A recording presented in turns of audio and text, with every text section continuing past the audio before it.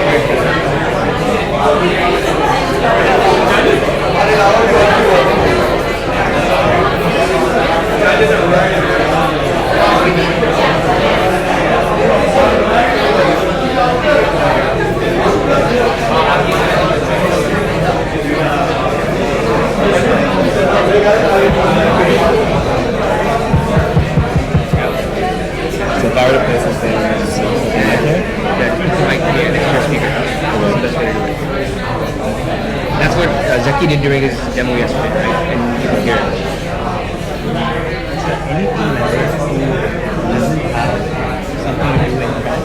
Sit down, yeah. Maybe that's their Q&A. Not you. You're talking about the podcast. You're talking to us.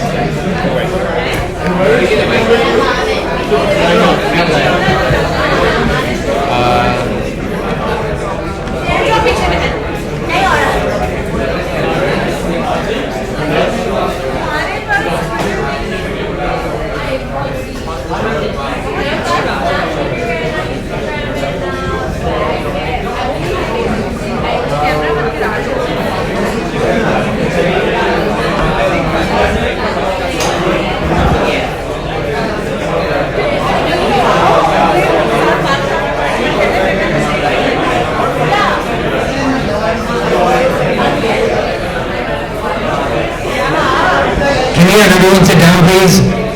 Just everyone sit down, including the judges.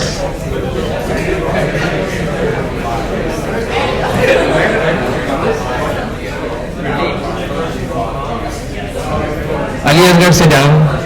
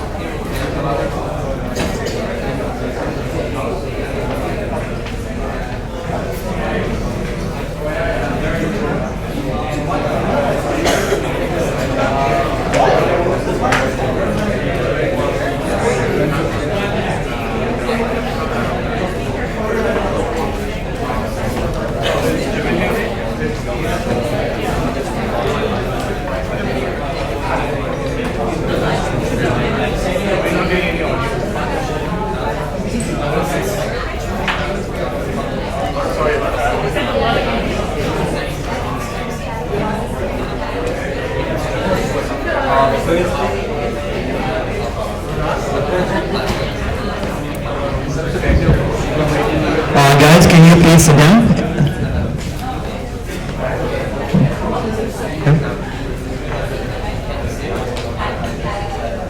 Guys, first of all, a huge round of applause for everyone. I know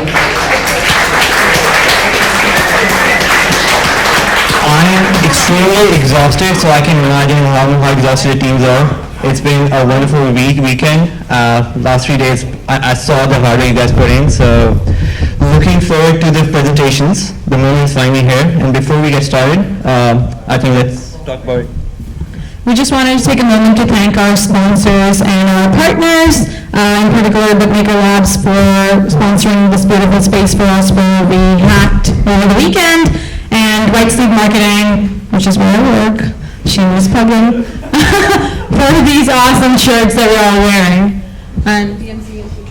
And especially DMZ for the partnership that they agreed with us. So the winning teams will have access to the mentors at the DMZ, and of course Kamal, and with your partnership with Founder Institute, it's been amazing. So yeah, I think let's start by an introduction of the judges. If Fab, you can just speak briefly about yourself. Sure, hi. Fab Dolan, Head of Marketing for Google Canada. I've had that job for like a week. But I've been at Google for about 3.5 years. Before that, started my career at General Mills, working in consumer packaged goods marketing. I won't stand up because there's a cord behind me. I'm Kamal Hassan, CEO of InkMind, which is a all-inclusive information platform for private businesses. I've been an entrepreneur for about 17 years, and I also run Founder Institute, co-director of Founder Institute in Toronto, world's largest idea stage accelerator. We take people who come out of hackathons and want to build a real business, and we work with them over a 4-month period to get the business real. And there's a couple of past hackathon participants have run through our program, and I'm sure they'll tell you great things about it. So anyone who's interested in our next program is January till April, but feel free to follow up or check out Founder Institute if you want to do something after you finished. Catherine Graham. I'm the president of Right Sleeve, the shirts that you're wearing as well. That wasn't a shameless plug. I had to introduce myself. And I'm also the co-founder and CEO of a software company called commonsku, which is a small business ERP handling back-end operations and processes for small businesses that deal with physical product. Hi all, I think I introduced myself to most of you on Friday, but Paul Nagpal. I've been in the management consulting space for about 15 years now.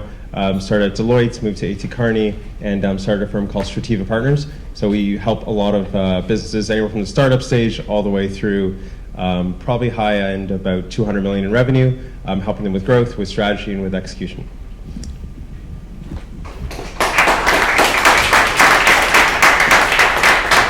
And I think it is definitely a need to thank all the mentors. You guys have been brilliant over the whole weekend. The amount of effort you guys put in, I think the team can be really thankful for all the hard work you guys put in. So thank you so much.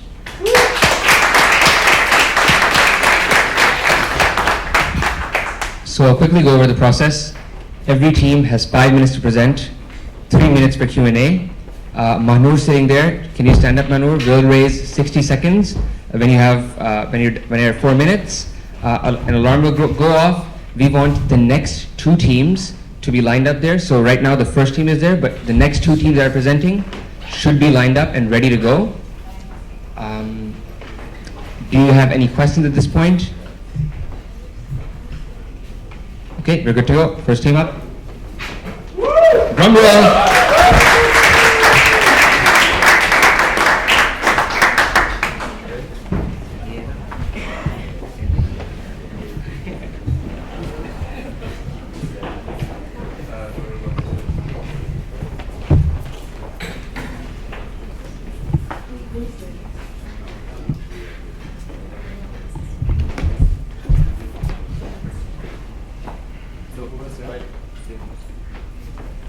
Just right there. Do you need a mic? Do you need a mic? I don't need a mic. Probably do. Can you guys hear me? Yeah. We good? I'm going to start with the mic, go. Hello? Okay. Are you good to go? Yeah. All right, so we're presenting the AMI service, putting mothers first. Maternal health care is very problematic in Pakistan. I'm going to set the stage. Let's talk about Fatma. Fatma is your average Pakistani woman. Between the ages of 16 and 24, she's going to have her first child. The risk of her dying because of maternal causes is 25 times higher than my risk as a Pakistani woman living here. And the risk of her child dying within the first year of being born is 13 times higher than any other child that any of us will have here.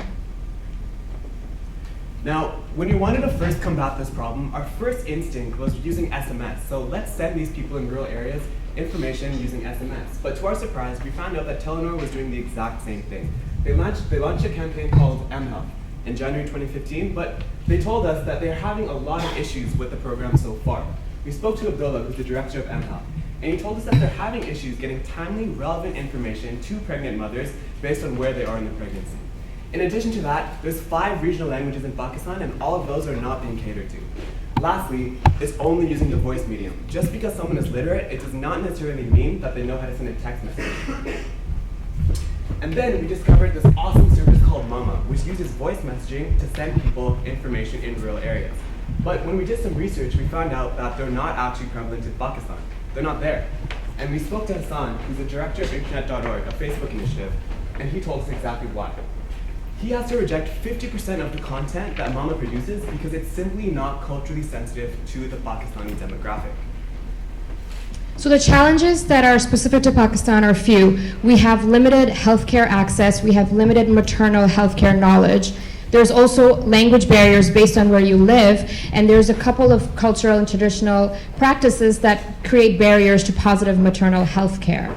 The solution, though, is really simple. It's providing a voice messaging service that will educate Pakistani women who are expecting in rural areas. So how does AMI network work? A woman first finds out that she's expecting. She then subscribes to AMI service. She will then receive a total of 200 messages over the course of her pregnancy, as well as through her postpartum period for the first year. These messages will include encouragements, warning signs, and reminders. So we were lucky to find about a great feature that's called a great service called Bird Voice, which is essentially an automated dialing out feature. Now, for the interest of time, we're just going to play you a sample message of what you might hear. अस्सलाम वालेकुम, thank you for joining AMI service. हम आपकी ज़ाती मालूमात की हिफाजत की यकीन दहानी करवाते हैं. ये मालूमात हम एक हिफाजती डेटाबेस में सीगा राज रखेंगे. So, as you can see, we have different languages. So we're trying to cater to all 5 languages because we now have the advantage of using voice.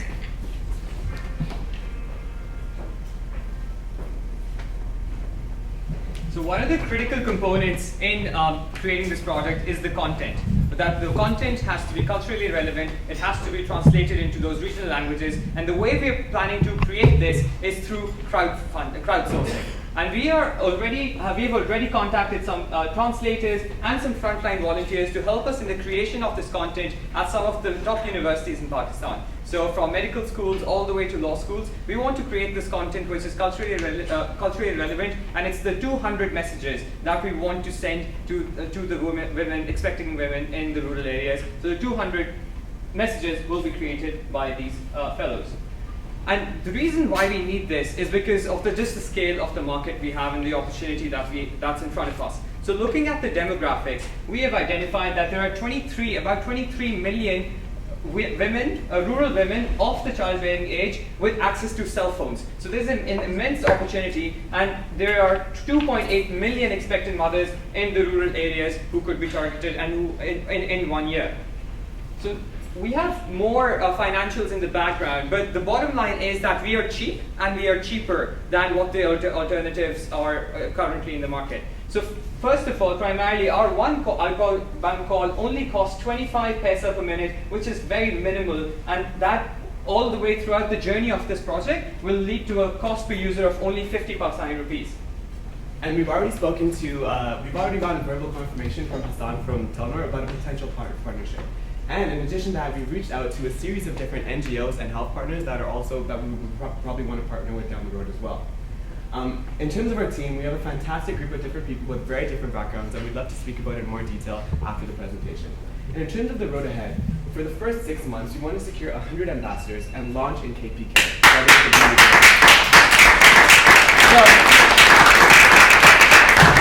Children are the future of Pakistan. Let's change the way we communicate to their mothers.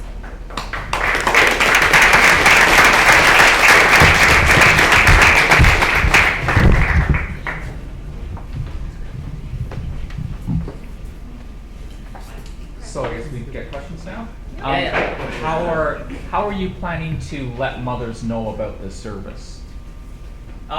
Yeah, so one of the primary ways we are trying to reach the audiences in our conversations with Telenor, which is a telecom company, we are going to utilize the USSD service or the technology that they have in GSM, which can really send out the messages, and they've even agreed to say that they can send out those messages to their subscriber base. So for the telecom subscriber base, that will be one. Secondly, we're also targeting radio advertisements. So not newspapers, because catering to the illiterate market, we still have to keep it on radio, and we've realized that that is another opportunity we can pursue to get these messages out. How do you plan on creating trust with the community? Why would they want to subscribe? How do you get them to trust you? So I think the most important thing in rural areas is word of mouth. Often people, they hear news on the media, and the first instinct is to be skeptical about what they hear. The reason that we actually wanted to have an ambassador program that uses students is because we've already spoken to poor people in universities that would be willing to volunteer and actually go to villages, go to rural areas, go to slums, and speak to mothers, especially if they're female already, and speak to mothers and educate them about a very cheap service that can potentially change the child's life. And a very important partnership is also with the healthcare provider in the local areas. So partnering with the female doctors who are providing that service to them, they will be giving that information to the expecting mothers. And the last part of that answer as well is, over here, we don't really get these invasive text messages from telecom providers. But in Pakistan, it's very common for the telecom provider to send text or push notifications via text to all of the consumers' phones. So when we were speaking to Hassan, he actually told us that from all of the campaigns that they run, when they send these mass USSD messages, there's a 10 to 15% penetration rate. So the conversion between all the messages that they send, around 10 to 15%, they actually opt into the subscription. And what's even better is that we can actually target people where they are based on rural areas using the network. So that would be another tactic.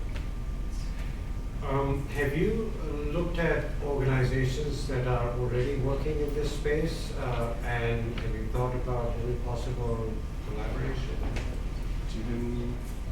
Yeah, so in the healthcare space, I think, so there's one mobile communication space, and there's the healthcare space. So we've contacted Naya Jeevan, founder Ashar Hassan in the healthcare space, just to get an understanding of the healthcare scenario within Pakistan. But at the same time, within the mobile communication space, we've contacted Telenor M Health. So we talked to the director of Telenor M Health, and we've also focused our efforts on learning from the other organizations who've created content such as Mama organization, which is actually a prerequisite to the internet.org program. So that again is being developed by Telenor, and we've got some insights into the space through them.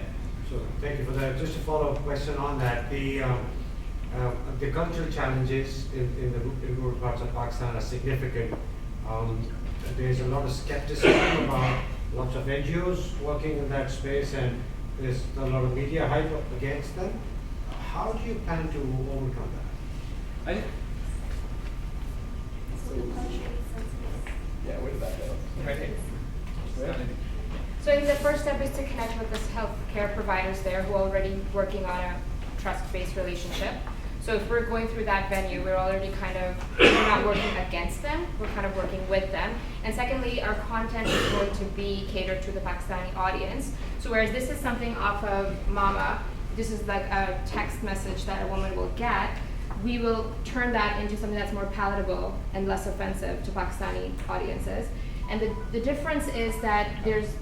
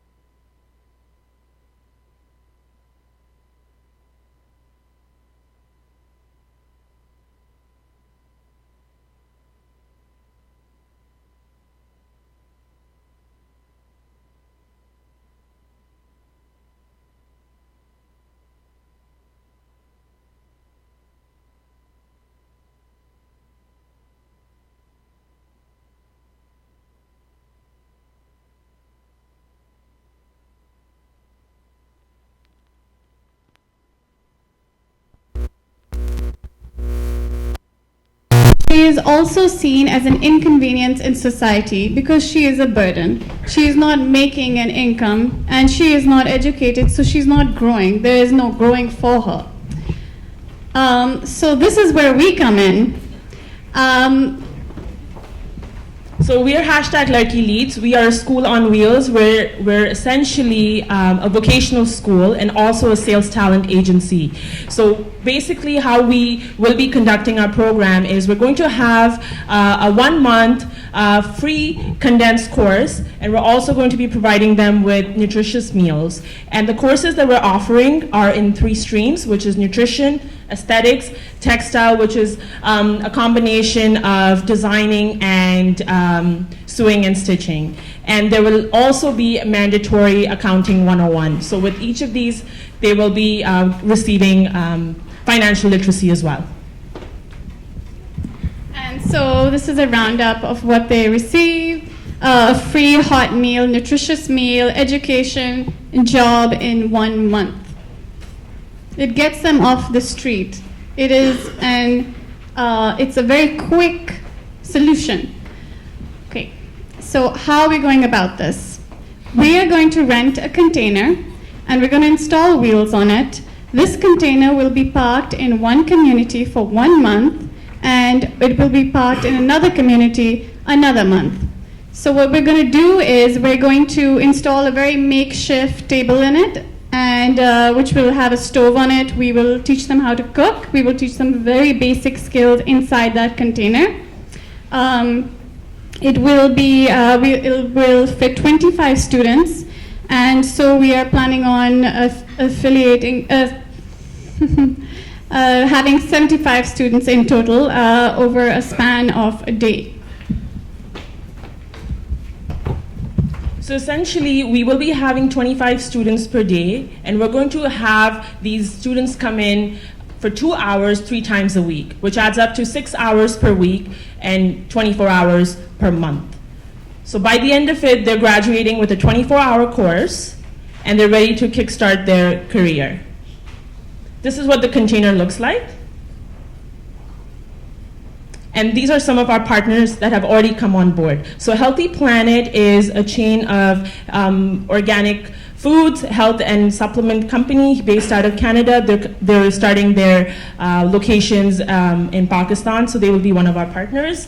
And they'll be hiring our students, essentially. And Diplex, which is one of the leading beauty salons in Pakistan with 25 plus locations, they will also be hiring our beautiful women. Oh, definitely as well. Motives, which is one of the leading stores in Pakistan. It's in textiles. They have 25 plus locations across the country. They'd also like to they'd prefer to hire our girls. And we're growing local and global partnerships. So essentially, this is just a brief outline of what our business model would look like. And some of our key partners, what activities we will be engaging in as well. So what we're looking at is essentially between, by the time, in 6 months, we'd have approximately between 60 and 80 women graduating. In a year, we're looking at about 140 and 200 women being employed, and within 3 years, we're looking at minimum 400 to 660 women employed. So we're looking at the impact, which is women and plus extending the impact up to a family of 5. So how are we going to the market? We're doing attraction-based. We're providing food, nutritious whole food, which is something that they're deprived of. So we're providing a meal. And then education, word of mouth, and of course success stories.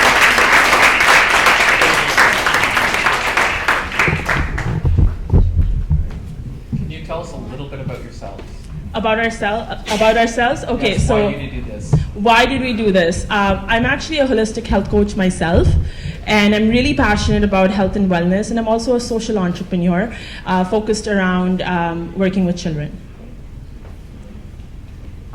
I'm actually a sculpture artist at OCAD, and previously I've been doing a lot of activist work, mainly highlighting areas that I feel are overlooked, blasphemy law, and a lot of injustices. I've decided to change that this year. Instead of working on something that's negative, and I'd rather shed light on something positive, rather be part of a movement. I'd rather do something than highlight an issue. I want to be part of it this time.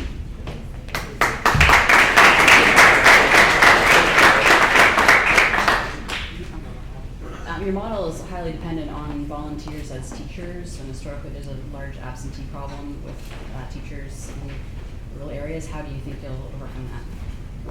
So essentially, we have our partners who will be eventually hiring these women, right? So they're bringing in their staff, who's already part of their labor force, to come in and teach these women. And they will be leveraging our initiative as their corporate social responsibility initiative. And are those companies growing fast enough to be able to absorb the number of graduates that you'll have? So we essentially have 75 women graduating per month. And some of the partners that we have on board have approximately 25 plus locations, and we're also bringing in corporate sponsors who are going to be funding our vehicle. So some of the leading banks across Pakistan. And we are looking to expand our courses as well with time, and expand into different branches and other industries as well. So women's menstrual health is one of them, and we have an affiliate partnership already with an organization in Kenya, so we will be extending arms there. Another note, just to get a sense of the scale of the problem that you're trying to solve and the scale of your solution, the number of students that you're putting through this program, what is that relative to like the total addressable market? So essentially, I mean, I don't think I need to convince anybody here how big of a problem that is in Pakistan. We're starting it on a very small scale and just providing them with food, starting off with food, nutrition, and really getting them engaged in the job market. So really, I mean, we're starting small. So how does this scale as you go up? Let's assume that it's successful 2-3 years in. How do you think that this could actually scale so it's less intensive to do it? So like I said, right, we'd have in 6 months, we're looking at about 60 to 80 graduates. Within the next 3 years, we're looking at 360 to 400. Some of the sponsors that we have, they're putting in money, advertising sponsors, they're putting in money about 300,000 rupees. So at the end of it, I think we're going towards a revenue of at least $10,000 by the end of the year. And then we're looking at, scaling, having a second wheel, having a second vehicle, and then a third one, and really sort of growing by the year. Yeah.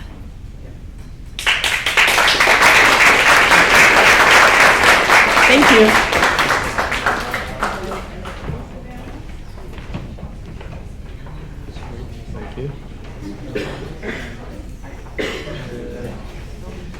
Could I also get Databricks on deck, because they're going to be presenting next? Yeah.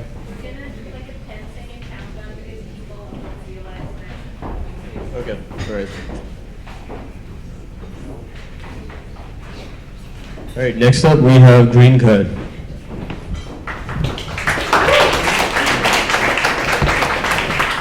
Hi everyone, my name is Andrew. So my project is a green guard about sustainable housing. So the problem that we're having right now in Pakistan is the housing, since it's a major element of infrastructure, and only one of the major cities every year need 80,000 of new houses for people who don't have house at this point or lost their house because of floods or other disasters. And this city is Karachi specifically. So the opportunity that we have here is used shipping containers. Usually after 6 to 10 rides, these shipping containers just waste space in the warehouses or in the shipping authorities. They're not being used, recycled, because recycling is really expensive. And so that's why we can use these shipping containers, and as in this example, this is in Amsterdam, and this is a school that was built specifically from shipping containers. It's a sustainable, eco-friendly, low-income living spaces that can be built from these shipping containers and can provide a lot of people with sustainable housing. So this is just an example of what can be done.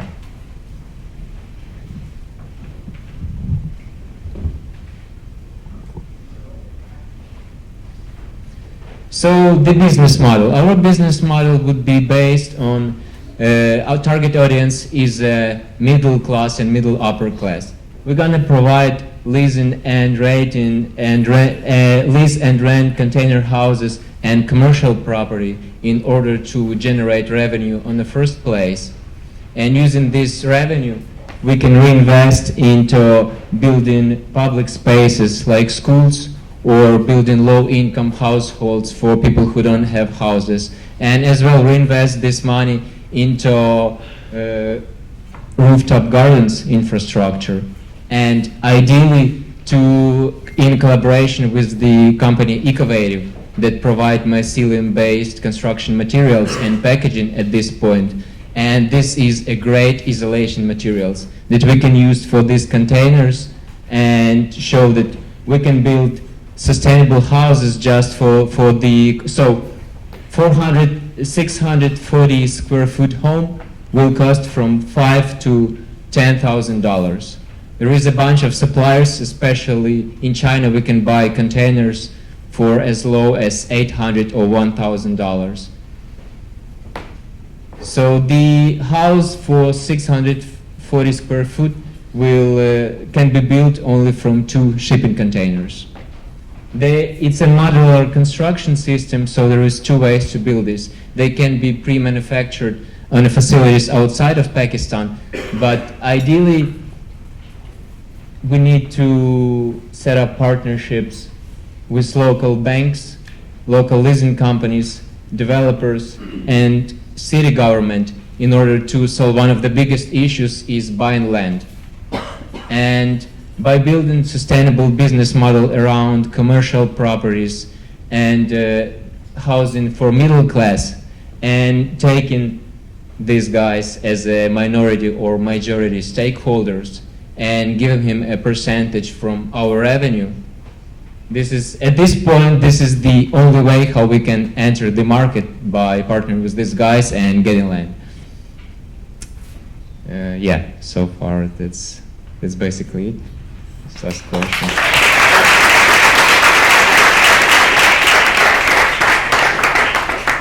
And ideally, if Pakistan government can provide us with sort of tax credit program on Pakistan-based labor expenditures, so let's say we're gonna set up 2 companies, a developer company and property management company, as 2 separate legal entities that will be combined under one umbrella. And we're gonna use Pakistan-based labor to use the tax credit program that they might have. I hope they will have this program. And yeah, that's another way how we can, yeah. How big is your target market that can afford $5,000 per home? It's pretty big because right now, like today, I monitor the website about renting and buying house, and it's pretty big, like more than like 700 properties that usually on rent. And I can't give you this very specific number, but at this point, if every year they need 80,000 of new houses, and this is one of the booming industries in Pakistan, in India, just building low-income houses. And how do you plan on physically getting the containers from where they are living in retirement now? So Karachi is a port city. So Karachi have some amount of containers. Other containers being shipped from China to Karachi, there is one of the trade routes. And because of the cost of shipping container back from Karachi to China, it's another expenses. This is how we can say we just can take those containers that made, like, let's say 6 to 8 rides, and just save them in Karachi and use it for building this stuff. Were you able to create any partnerships or relationships over this weekend to help you start to establish anything in terms of finding containers? Realistically, without having a partner in Pakistan, because I need time to make a research to discover the culture of this. Like, I need Pakistan partner. Then, in this case, it might be realistic. and like I don't think within a weekend I can establish any partner. I think it's gonna take a lot of time, but it's doable. And if Pakistan will be, or Karachi will be a more minimal viable product that will prove that it can work, then there is India, there is entire Asia, huge market that can use this technology, and it's already being used all over the world. So you were showing slides of people who are already building houses out of shipping containers. What's different about you versus these? I mean, why aren't there people already doing this in Pakistan? Do you have any sense of what's the market I looks think realistically the biggest problem is nobody lets you enter this market, to construction market and land. This is it because of politics and because all the reasons. It's too big money, and players just literally not gonna let you in because you will take a piece of their money. The only way, if I will tell them, hey guys, I can generate 25% more for less time and less expenses if you will be my partners. And do you personally have any experience in land development or in architecture or anything related to this business? No, personally I never built something like this. I just know how it works, but I don't.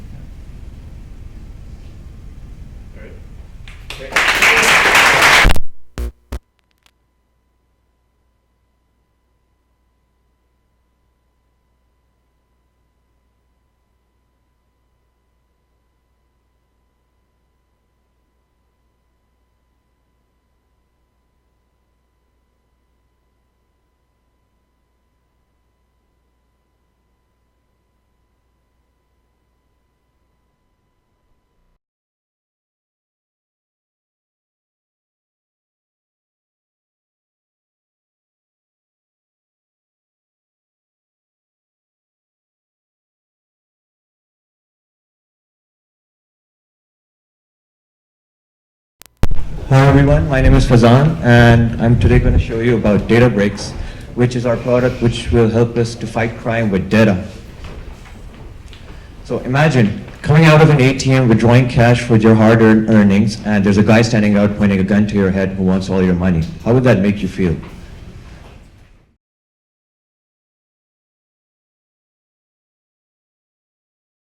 Robbery rates, around 228,000 cases of theft in 2014, around 3,028 cases of street cash robbery, half of them which were ATM robberies, which is cash stolen out of ATMs. So there's a rising fear of being mugged in Karachi, around 84% when asked in a survey. So what is the situation of law enforcement in Karachi? So we have around 41,000 police personnel to stop crime, and there's a population of 23 million people. That makes around 560 citizens for one police officer. We're severely under-resourced in that department, unfortunately. So what is our value proposition? We want to provide an effective, low-cost crime prediction service to users using real-time predictive analytics based on data with up to 80% accuracy, because we want no compromise on the user of our application. So why do we know this works? So apart from MIT Labs and Accenture, who have used predictive analytics combined with Cambridge Police Department and the London Metropolitan Police, we have our own Pakistani startup in Lahore, Predictify Me, which actually predicts the possibility of bomb blast attacks on schools in Pakistan with about 72% accuracy within a time of 3 days. But what do we have to offer? So all these three, Accenture is only targeting reoffenders of crime. Series Finder is not available for common users, and Predictify Me is specific to schools. None of them offer location-based threat level live streaming or use crowdsourcing, which our application will offer.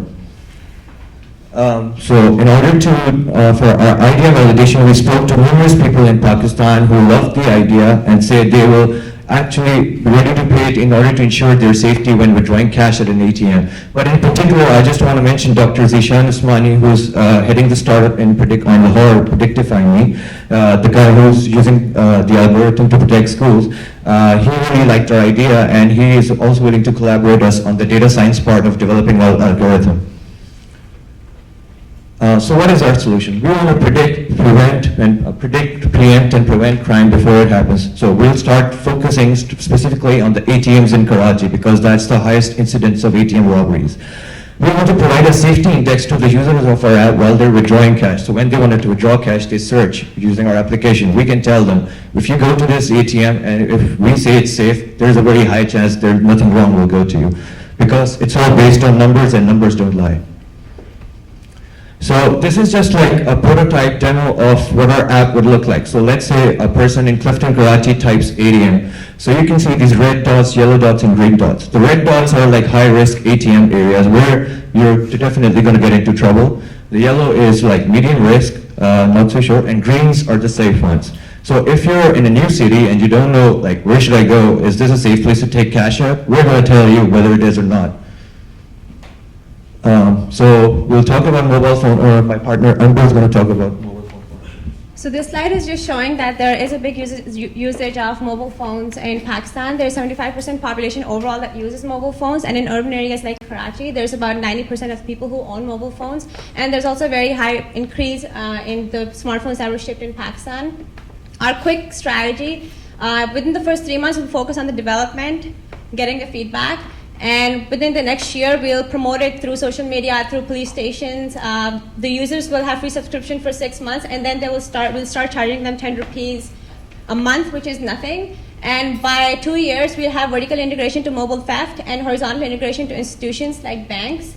This is our the number of users increase rapidly after year 1, and these are some of our success indicators that we can go through in Q&A.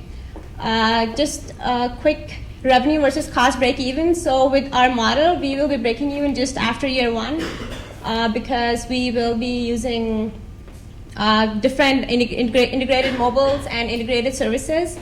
And our team expertise is a software engineer himself, me as financial and strategic analyst, and we have our third member who's sick today, and he will be our sales expert. This is what we need from you guys, and we have 3 seconds left, so thank you very much for listening, and we appreciate Q&A.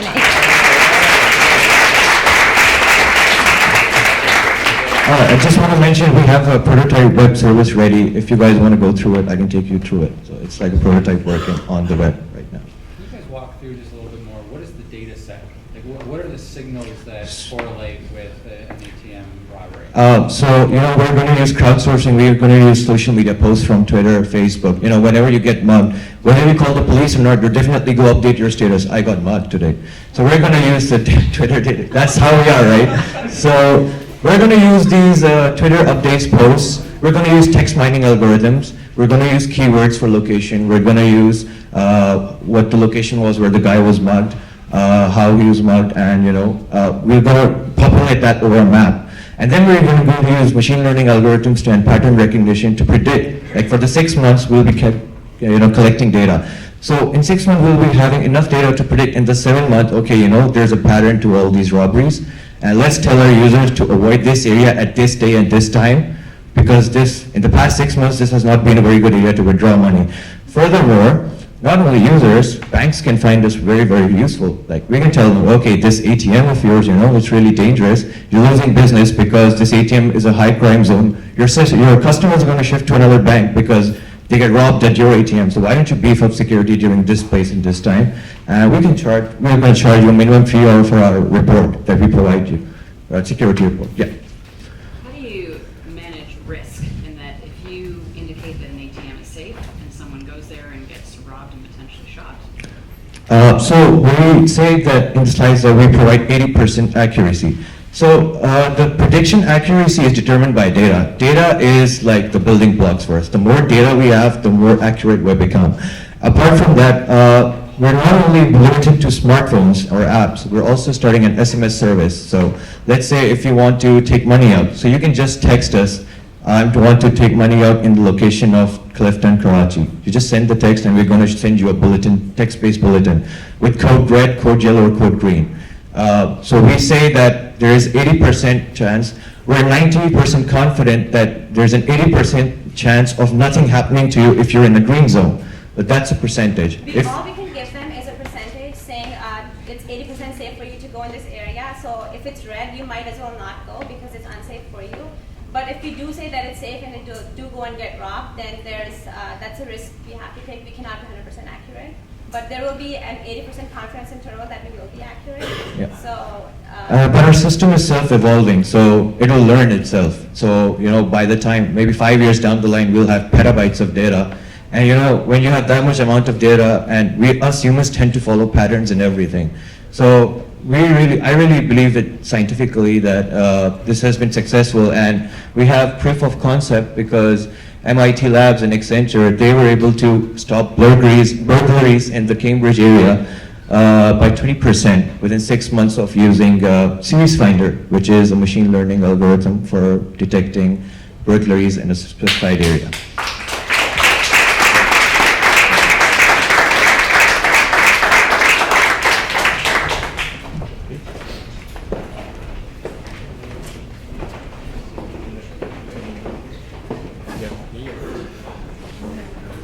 All right, next up we have Neha, and could we get, who is this? Story Park on deck.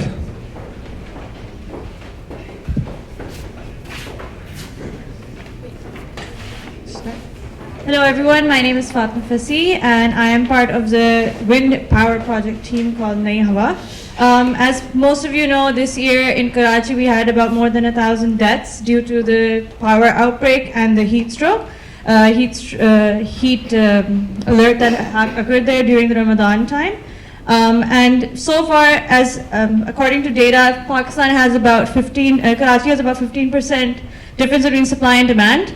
However, much of the supply is also stolen. So our idea is to provide sustainable wind power through the local suppliers within Karachi to small and medium businesses as well as residential areas. And this will be an accessible, green and clean technology as compared to the diesel powered generators that people use when they lose power by the government. And this will also be 50% cheaper than normal or diesel powered generators over the span of 5 years. And we will be using web and social media to interact and engage between suppliers as well as the consumers.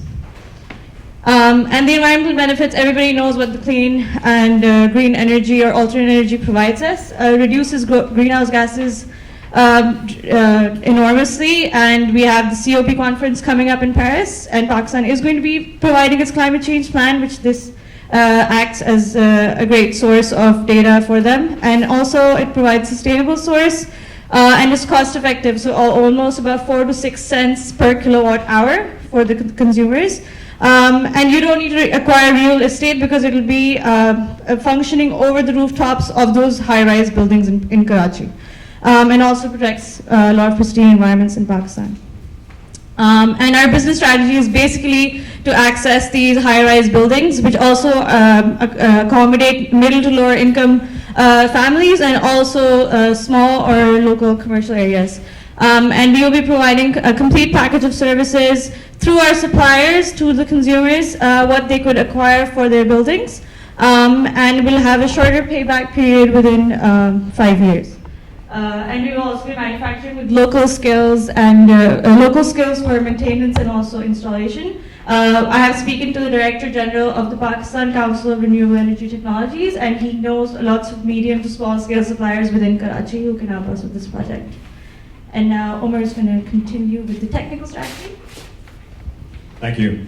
Omar Kazi with New Wind Energy. The technical strategy really is that wind power is already accepted in Pakistan, so we've got plenty of the roadblocks down. The goal is to target the high wind corridors and small commercial to get them to be able to run their businesses, make money, pay people, and live better lives.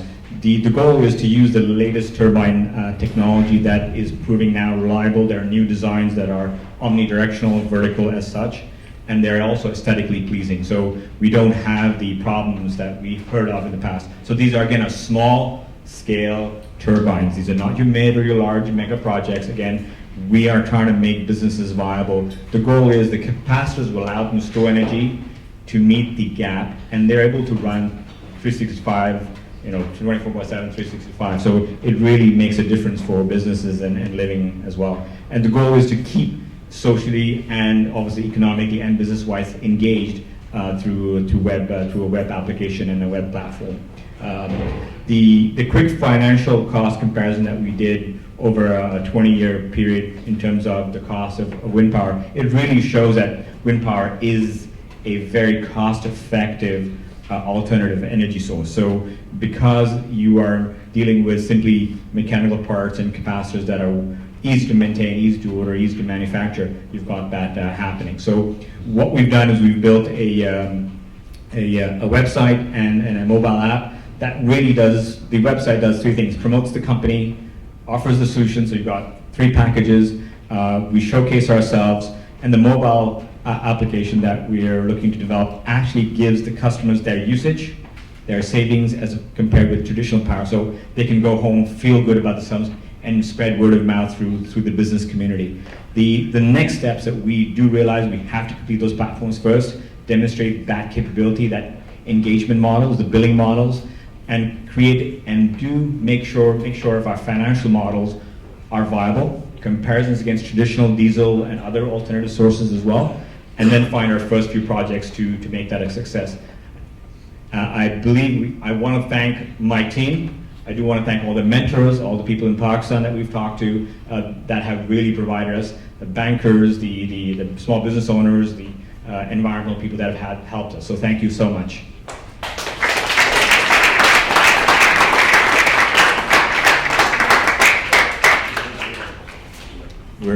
Thank you. Yes. How big a barrier do you think that the capital outlay will be that's required from?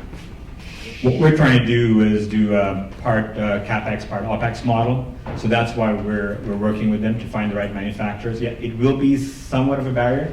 That's why we're aiming it at businesses. We're trying to figure out what formula, whether large outlay and small monthly payments or vice versa, would work out.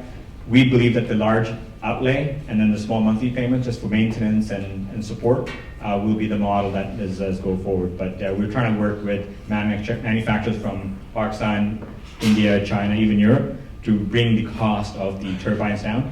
We've got lots of news that now it's some of the latest designs that are being manufactured at a large quantities. Those prices of those turbines are coming down very, very fast, and at a point where every 2 years the cost of the turbine is coming down 50%. So we think that initial cost will go down quite quickly over the next 3 to 5 years. So we're quite happy with that. Sounds like a number of people are already doing, sort of installing windmills, etc. right now in Pakistan. What is the gap in the market that you're serving? What are you doing that the existing marketplace isn't? We're hearing a lot about the mega projects and larger mega, so kind of a mid-size. We believe there is a gap where the smaller turbine placements are not coming online. So everyone's chasing the mega wind project on the coast, for example. We'd like to chase that gap where businesses are not being protected or given that opportunity to generate their own energy. Also, the mega projects you're talking about is mainly the government is focusing those on site or areas with massive, bigger industries. That is where most of the energy is being allocated. But the problem lies in the urban centers of Pakistan and basically Karachi, where people are deprived of this. They feel the brunt of the load shedding the most, and the government cuts their supply as soon as possible. So if there is a contractor who's setting up a building of about 100 apartments, and he sees value in this, that his apartment residents will not be cut off the grid when load shedding happens, I think he would be able to understand the value in this perspective rather than as compared to depending on the government someday increasing its output. But you're saying currently that person has no one to call. Yeah. They can put solar panels, but as we all know, solar panels also have a risk within the next 20 years where they're going to be disposed. Like uranium, those corroded platinum or titanium plates are going to be disposed of at some point. So, what's to prevent the turbine manufacturers from just going in and selling direct and cutting the distribution down? It's like any value-added model. They have just only their own technologies, and so they don't have to set up sales force. They don't have to find the key people. It's about branding. It's about integration. It's about making the relationships with businesses and the government and so forth. So we want to have a multi-supplier or multi-manufacturer approach and give them that volume with the least amount of effort. So, and also pick the right technology. So if a manufacturer tries to enter Pakistan and the conditions are not right, they may retreat, not knowing that there is an area that would that technology would. So we're really providing that intelligence, that market intelligence, and then the matching of a small business to the manufacturer. So yes, it's a value-added model. And there's a history of them selling through bars historically? Yes, definitely.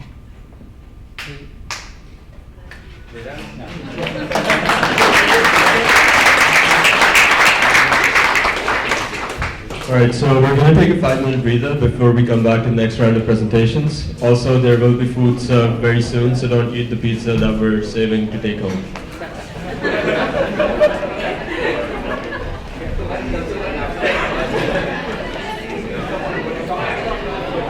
Watching